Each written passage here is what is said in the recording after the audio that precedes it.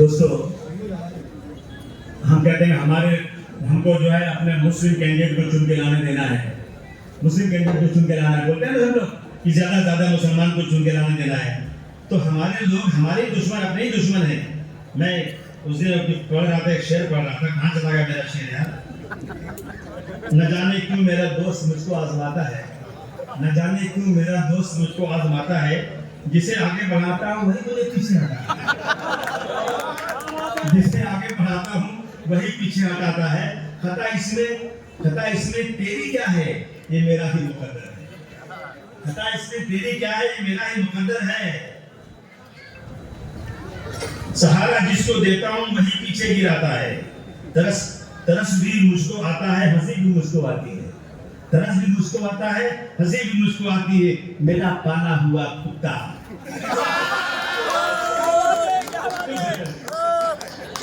मेरा पाला हुआ कुत्ता मुझे आके दिखाता है। क्या जमाना आ गया भाई। इसलिए दोस्तों कहते हैं ना, समझ में कुछ नहीं आता यकीन किसने किया जाए। समझ में कुछ नहीं आता। मैं तो सुबिया सूरज को पढ़ने सुनाने वाला चले गए, लेकिन उनके पार्टी के लोग जाके बता देना आसिम भाई शेर पढ़ रहे थे। समझ में कुछ नहीं आता यकीन किसने किया जाए। गला तो भाई भी दुश्मन से मिलकर काट देता है। गला तो भाई भी दुश्मन से मिलकर काट देता है। बुलंदी पर पहुंचने की दुआ किसके लिए मांगो, बुलंदी पर पहुंचने के लिए दुआ किसके लिए मांगूं, जिसे सर पर बिठाता हूं वही सर काट देता है। दोस्तों, अब की बार सब एक हुए ना, तो 400 पार वाले 240 पे आए। मानते हैं कि नहीं मानते हैं? बोलिए, सब मानते हैं कि नहीं मानते हैं? एक हो जाए तो बन सकते हैं खुर्शीद और मुबीन, वरना इन बिखरे हुए तारों से क्या बात बने। उस कौम को जिसमें सुबह से शाम तक 5 बाजार होती है, और मौलाना साहब कहते हैं मस्जिद में ये कंधे से कंधा मिला के खड़े। मैं भाई कंधे से कंधा क्यों मिलाऊं? कहीं एकता के लिए।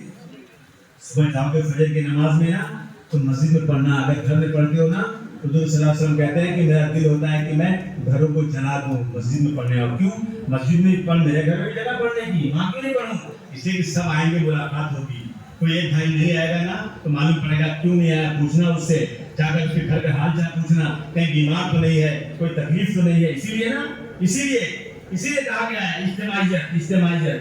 अगर हम लोग एक हो जाएं, हम एक होकर के किसी मुस्लिम पार्टी बनाने की बात नहीं कर रहे हैं। हमने किसको वोट दिया? हमने दिया उद्धव ठाकरे को वोट। किसको दिया? बाला साहब ठाकरे के लड़के को वोट दिया। क्यों दिया? कि बीजेपी को हराना था हम लोगों की बात।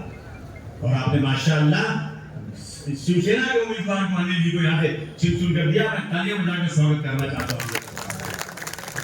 हर जगह से हारते हुए आते हैं, मेरे इलाके से मेरे नौजवान उनको इतना वोट देते हैं, वो चुन कर चले जाते हैं।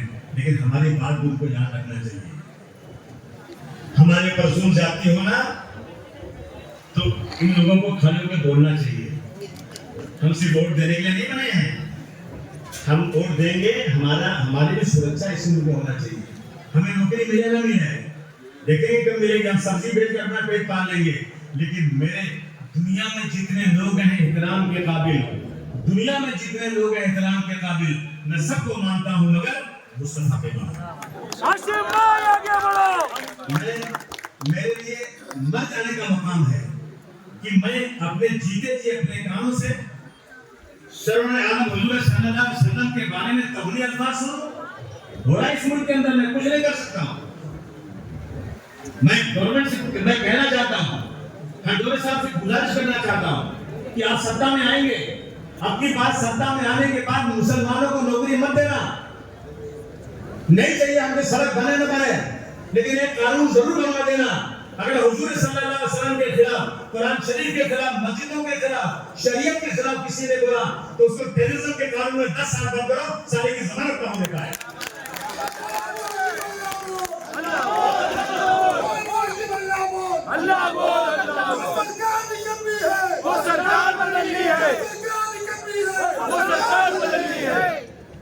कितना बर्दाश्त करेंगे? नहीं चाहिए नौकरी। हम सड़क पर लेबर का काम करके जी लेंगे, लेकिन जीते जी हमारी मस्जिदों पर हमला कोई करे, मस्जिदों पर आके गिरवा झंडा लगा ले, मेरी मस्जिद के सामने आकर मुझे गाली दे, ये हम बर्दाश्त नहीं कर सकते। मैं निवेदन करूंगा जो लोग सत्ता में आने वाले हैं, आते ही फौरन ये कानून बनाए। ये मेरी मांग है, आपको मांग है कि नहीं मांग है? बोलिए, ये हमारी मांग है। और आपकी बात फिर इलेक्शन होगा, शायद कोई ऐसा उम्मीदवार आ जाए जो आपको पसंद ना हो, लेकिन आपकी पसंद से नहीं चलेगा, वसूल से चलेगा। हर आदमी की पसंद अलग अलग होती है। जो भी उम्मीदवार आए, मैं पूरी कोशिश कर रहा हूं इसको लाने की, मैं मान रहा हूं। अगर मिल गया तो आप आई थी ना सुप्रिया सुरे जी, तो उन्होंने इससे बोला ना तुम एक मीटिंग बुलाओ, मैं देखता हूं तुम्हारा ताकत है कि नहीं। अल्हम्दुलिल्लाह तुम्हें ताकत दिखा दिया।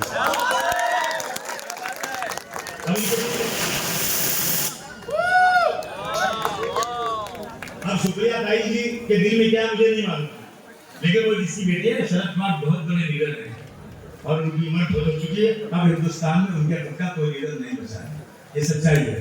इनकी उम्र इतनी है, ये लोग पावरफुल हैं।